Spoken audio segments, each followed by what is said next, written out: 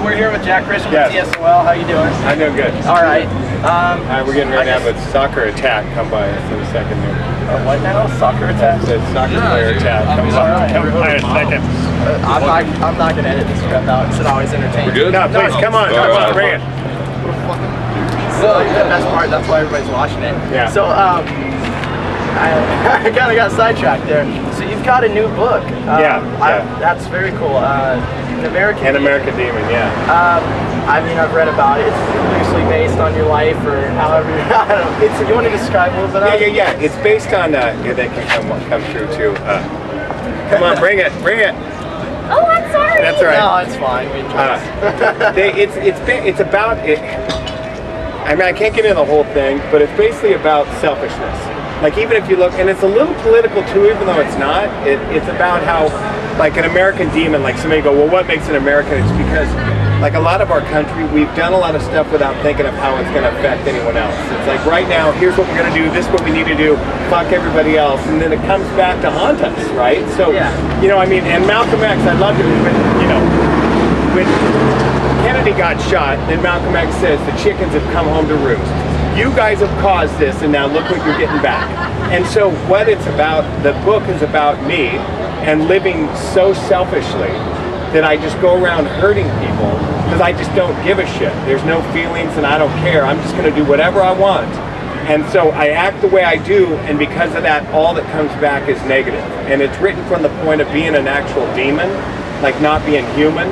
And then in the book, I start drinking the alcohol, and alcohol actually turns me human, and I start caring for people, and then I become worthless as a demon. So, so the book's also about, like, being born into being a human and caring about other people, and it's just, but then all through it, it's like violence and sex and punk rock, all. So it's real. It's out there. I know you just like, what the fuck? I'm just kind of like fascinated. Well, that's what everyone says, the same thing, because they don't know.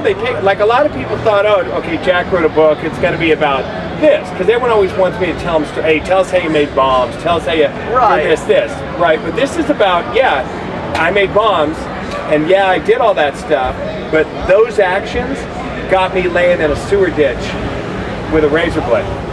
So basically that's where that ends up. So it's just, so like when people read it, we're just filming. How you doing, brother? So people are tripping when they get it. They think, God, this is this, and then they pick it up and just go, what the fuck?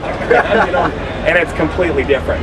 So, but it hasn't got one bad review. No bad reviews. I mean, everybody, like, the worst review it got is brutal.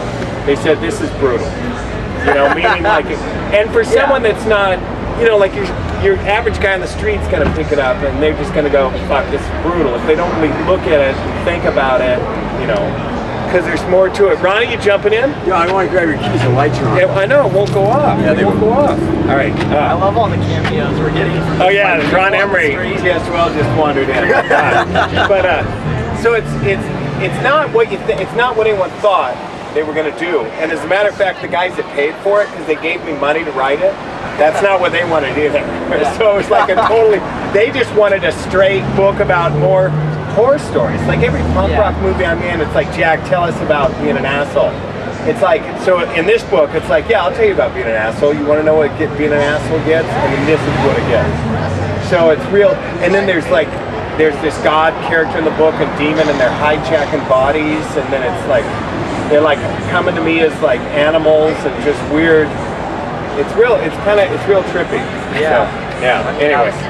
I was impressed when I read a little bit about it, because I mean, a lot of people just write biography or this or that, but I mean, I guess there's a little bit of that in there, but it was different. It was an actual story, and I haven't had the chance to actually read it, but I mean, what I have read of it, I'm impressed. But it's not, and the cool thing is they filed it under. It's not just memoir, and it's also filed under religious criticism, and because it really makes us take a look at stuff that we blame on God, like, oh, God did this, God did this, you know, God must have wanted me to do this because it was so easy. So I take this break, because I hear a lot of people, they'll go, oh, well, if it's God's will, it's easy to do. You know, I'm like, come on, fuck you. So then I make a list of like all these like horrific crimes that I committed, with no trouble whatsoever. Like no one never went to jail, never got busted. I go, oh, so God was in on that one. He was helping me out. God wanted that restaurant robbed. He made sure the door got left unlocked. You know, just shit like that. So there's a whole bunch to it. Like I actually just had to go talk to a class of 500 lit students about, because they wanted to know how it ended up like this, what happened, why these characters were this. And the cool thing is I'd never written a book, so I didn't know it was wrong.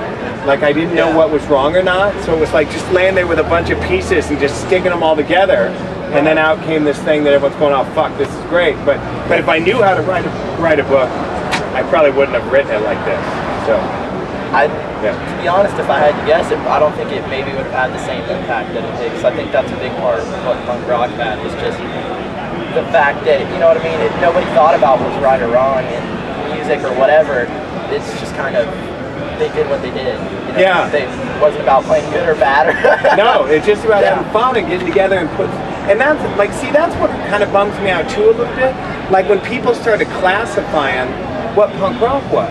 Like I've been doing this for a long time. So when we first started, like if you had a band where you were playing an accordion and your buddy was scratching a washboard and singing, you know, that's a punk rock band and we're stoked. And then somebody else is playing hard, that's a punk rock band. There weren't all the classifications. Right. Like it was, okay, this is emo, this is screamo, this is hardcore, softcore, this blah, blah. And then you've got it down to decades and subgenres of subgenres. Right. It was just have some fun. Everybody with this kind of attitude is a punk. That's how it is. We're all punks. So Elvis Costello's a punk, but he doesn't sound anything like us. He doesn't sound anything like Black Flag or this or that. But it was just, it was real cool before it was all segregated. Yeah. Good word for it. What's your favorite memory of being in music or being in TSOL? This is gonna sound really stupid. I mean, really jockish and stupid, but I was playing in a band, and you know, I was in TSOL when I was young, so I was in high school, and I'm out on tour, and my buddies were at school. They were like, and I knew they were at school that day, but I wasn't at school. I was in Denver, and I was sitting at this breakfast place, and I asked if they could bring a phone to the table. I'm like fucking just, you know, like just spin it. No, you come on, it's okay. Don't go on the street. You're gonna get hit by cars. Excuse me. Yeah. Say hi to the camera. All right. So, you know? Yeah. So I'm spending money like a kid. You know, I'm a kid. It's like I got money. You know.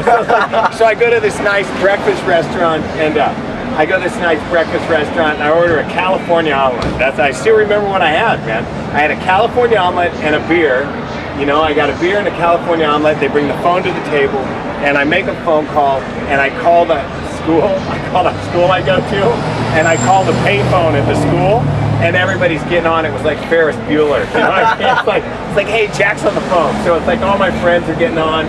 And so I'm sitting there with a cold beer, fucking in Denver with an omelet, a cold beer. I got the telephone. I'm fucking around. I'm getting paid for being an animal. And I thought, this is the best. This is just, it's the best. You know? How could you not like this? And that's one of my favorite memories. Do you have a favorite punk album? Well, all-time favorite, Machine Gun Etiquette by The Damned. I love that record. I mean, it's just so great. But then there's so many good records, man. I mean, you know, but I'm like I hate to sound like an old man, but I like the early shit. Because it just seemed, it's like you said, it was fresher. Nobody really cared so much. Nobody was trying to make it because there was no making it. Well, even it was one of those things when a lot of punk bands start, even they didn't know what they were going to sound like in a way. So it's like they didn't think, oh, well, we have to do an album like the last one, we have to sound like this or this or that. It's just, they were. Yeah. It's that simple. And the other thing is, it's like, they didn't sit there and go, well, this is going to get played on the radio. Yeah. The radio wasn't playing us. So no one thought, oh, I'm going to make this for the radio, or I'm going to do this for this. Nobody thought that. It was like, they just do whatever they want. I remember I got shit, this DJ was talking to me at this one time, and no, come on. Say hi to the camera. Hi. So this DJ was talking to me one time, and he goes, I bet you're kicking yourself in the ass. I'm like, why? He goes, look, man, one of your most popular songs that everybody knows around the world is Code Blue about fucking right. Exactly. He goes, look, man, there's not a punk alive that doesn't know that song, and you've never never made any money off it. They've never played it on the radio because you say fuck every other word. Like, that's a shit. You know what I mean? But you just don't think at the time. You don't care. You know, it's like, so what? Anyway. Do you have a favorite song to play live?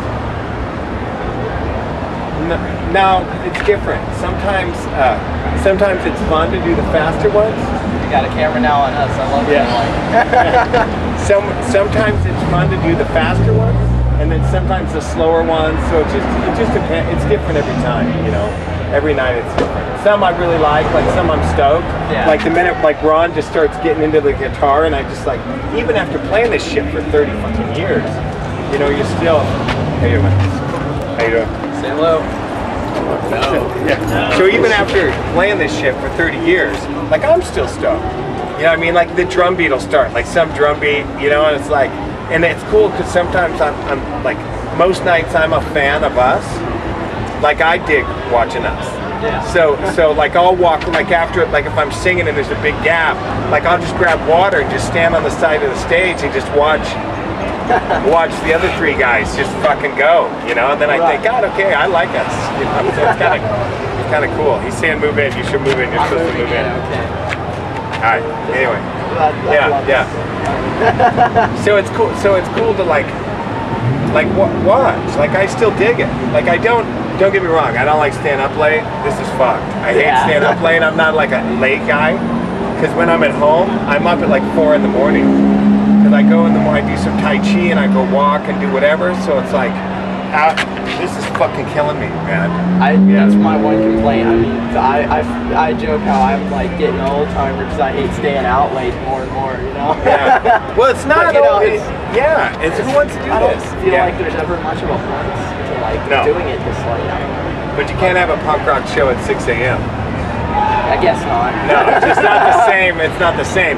But I wish like 9:15. That sounds good, you know. And then I'm home. I'm in bed by 10:15. Sounds good. It's a big 10-4. Okay, it's okay. Yeah, go ahead. Yeah. Wait, flash the Dropkick shirt. All right. Why are you gonna talk about this shirt, dude? This is the greatest band ever, dude. No, I know. I'm saying I'm friends with him. I would have told him I got you to flash the shirt, man. Yeah. Sorry. Gotta flash something. Anyway, whatever. Yeah. So it's late. It's like fuck. You know, we don't play till 11:30 or something, or maybe not that. Yeah, 11:30 they said. So like that's late. I want to go to bed. Yeah. Anyway. All right. I got to think of. Oh, you released your latest album back in 2009, Life, Liberty, and Pursuit of Free Downloads. That's what. And I know you guys have a new record label now, DC Jam, and you released a picture disc of it on it. Yeah. Are there any plans for a new album in the future? Talk to Darren, I don't know. I don't know what we're going to do. And the last record, the Life, Liberty, and Pursuit of Free Downloads, it was cool when we first did that. It was a great scam. I mean, what we did is, we took corporate money, right? Because they got a lot of money. Like so we took as much as we could get. We took a lot of money. We took everything we could get, right? Right. So they paid for the record. And then, so we got to make a record. We got money to make a record. Because it's hard, like making a record, if you work and have kids and jobs, it's like you can't just say, hey, I'm sorry I'm not paying the bills this month, I'm making a punk rock record. It just it doesn't fly, right? So, although with some landlords, I did have a landlord that did fly. It's like, Jack, you going on tour, get me when you come back. It was killer. But anyway, so they give us money to make a record, fine. And then we make the record, and then we give the record away for free. So nobody has to pay for it. So we gave it away online for free. And then we just said, look, because you got a free record, take $1 or $2 and give it to one of our charities. And then we listed 5 of our charities on the line, the Surf Rider Foundation, SPCA, the Orangewood Children's Home, the Orange County Food Bank, and the Midnight Mission. We said, look, you got a free record. So send $1 or $2 to one of our charities as a way to say thank you. So it was killer. So we got money, we got to make a record, the kids got a free record, and our charities got cash. So it was like, it was perfect. You know, it was like everybody won. It's the best way to do it. And then somebody will go, oh, you're taking corporate money. Yeah, and? So who gives a fuck? You know what I mean? It's like if you don't like the stuff, there's stuff. Come on, no, don't worry about it. Don't worry. So you can smile and wave though. I want to like total up at the end of this, like just have a counter at the bottom. Just There's a lot, yeah, because we're getting ready to count again. We're getting ready to have another count right now. Yeah. So. But yeah. No, come on, don't worry about it. You gotta love this. Yeah. But I guess you've done a lot of musical projects. I mean, T.S.O.L obviously, Tender Fury, Joykiller. Yeah, I heard you're doing a West Coast Dukes. West Coast Dukes, yeah. What's going on with that? Yeah, you can walk through. It's all right, man. You could have walked through. Now we just got one off our counter. Yeah. I'm feeling disappointed now. No, that was actually a count right there. Anyway, but thanks, bro. They won't go off. Fucking lights. The lights in the vehicle won't go off. Yeah, the inside lights of the vehicle won't go off, so we're stuck with the lights on. So I gotta fix that or do something there. But yeah, I just like playing. You know, it's fun. Like, I like it. I don't like staying out late at night. I'm gonna say that again. Yeah. Speaking of which, I'm sorry to interrupt. They're under about 7th or 8th song. I gotta get my pants on. Do that, so. Yeah. All right. Well, bye-bye then. hey, thank you. Thank you for having me and all my sidewalk friends. Come and visit. Thank you very much. You're welcome. Thank you.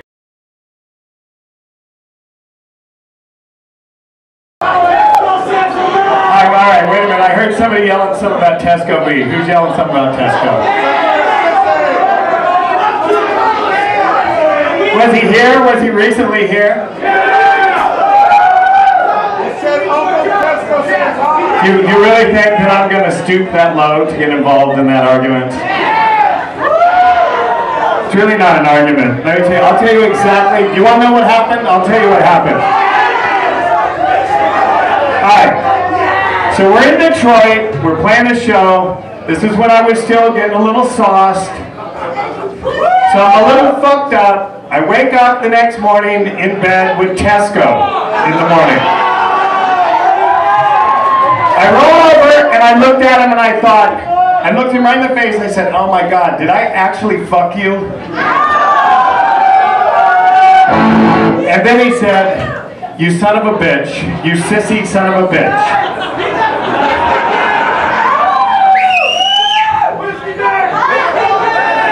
See what I heard about it, he wrote a song about it. But we still carry some resentment around from Pearl. Now, he's real nice. He was just in Huntington Beach having a pizza party down there with us. So.